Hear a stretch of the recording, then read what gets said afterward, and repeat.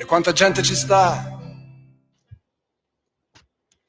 Buonasera a tutti e bentornati a Liberamente, variazioni e scorribande qui su Radio Libertà.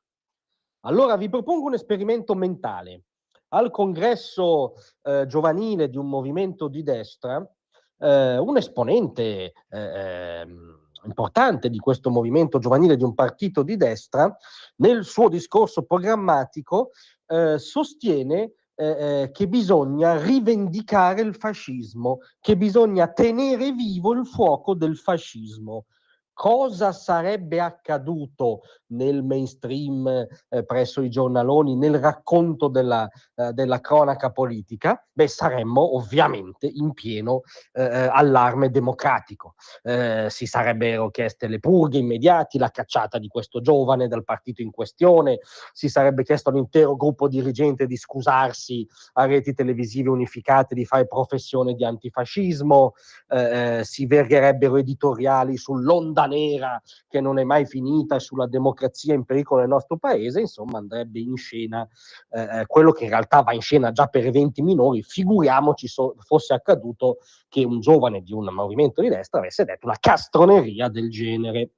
Tenete presente quindi questo periodo ipotetico. Cos'è accaduto invece nella realtà? Nella realtà è accaduto che al congresso dei giovani democratici di Roma, Jacopo Augenti, che è il segretario dei giovani democratici di Roma, quindi non un passante in quella comunità politica, si è lasciato andare a un peana nostalgico per le radici non solo da non rinnegare ma da tenere vive e rivendicare nel 2025, facendo peraltro piazza pulita di decenni molto sofferti, molto ipocriti, molto taroccati, ma insomma dove quantomeno la versione ufficiale era che si era prese le distanze da una certa storia che non c'entrava più niente. Decenni, spesso di ipocrisia, che vengono tritati dal discorso di questo giovane democratico di cui riportiamo le perle più sbalorditive. Bisogna tenere vivo il fuoco della rivoluzione che ha acceso un secolo.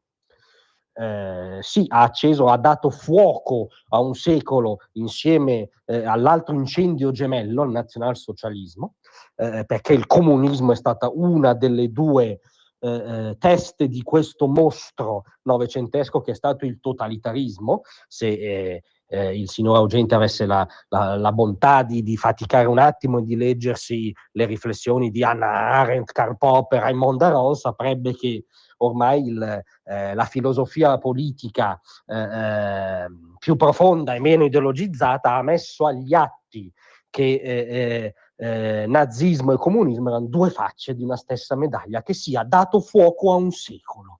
100 milioni di morti e non so cosa voglia rivendicare il signor Augenti. Vuole rivendicare il massacro dei kulaki sotto Stalin, il genocidio ucraino sotto Stalin, vuole rivendicare la rivoluzione culturale di Mao con i massacri perpetrati dalle guardie rosse di Mao, vuole rivendicare gli orrori del comunismo cambogiano con gli ossari, i testi accumulati di milioni di cambogiani sotto la tirannia di Pol Pot, vuole rivendicare gli omosessuali, i dissidenti, i cristiani rinchiusi nei campi e fucilati a Cuba in nome del comunismo. Non so esattamente cosa voglia rivendicare. Sta di fatto che ci tiene a dire che loro oggi riprendono quella parola d'ordine lì.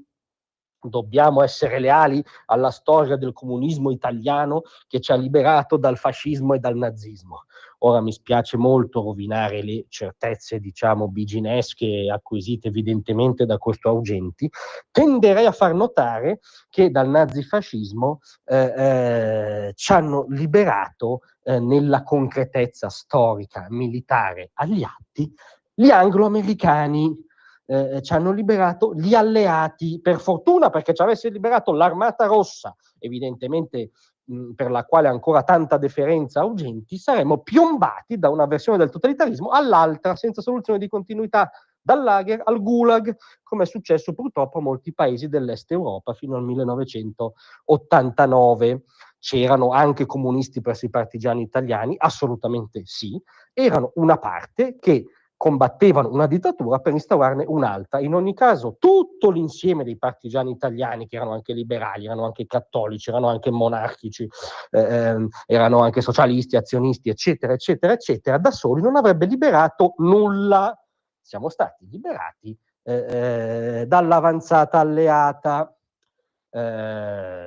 Se poi Augenti tiene a rivendicare la storia del Partito Comunista Italiano, depurata dall'ideologia di riferimento che era quella orrenda e impraticabile, noi gli faremmo notare che il PC, paradossalmente, ma neanche tanto, era molto più lucido di lui e delle nuove leve schleiniane, perché per esempio parlava di lavoro e di fabbrica, non di LGBT, di Schwei, di inclusione, perché era realista, praticava il realismo politico, non il moralismo e il fondamentalismo, ad esempio gretino, e non pensava che la nostra civiltà fosse causa di tutti i mali e in genere paradossalmente il PC teneva gli estremisti fuori da sé da un certo punto in poi, mentre le giovani leve schleiniane hanno portato l'estremismo dentro il PD, se proprio vogliamo.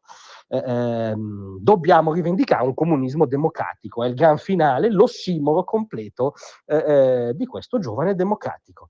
Per modo di dire, evidentemente, nel senso che un comunismo democratico è un gelato bollente, chiaramente, no? Non si dà in natura e nella filosofia politica un comunismo democratico. Marx si offenderebbe, Lenin si offenderebbe, no? La democrazia per tutti, i padri del comunismo, era un vuoto abbellimento formale del comitato d'affari della borghesia, no? Quindi non so neanche bene se sa di cosa parla. So che nel 2025 un giovane democratico ha rivendicato l'esperienza del comunismo e questa cosa ovviamente è passata tranquillamente in cavalleria, perché ora e sempre ci sono orrori totalitari meno orrendi di altri. Grazie a tutti, a presto.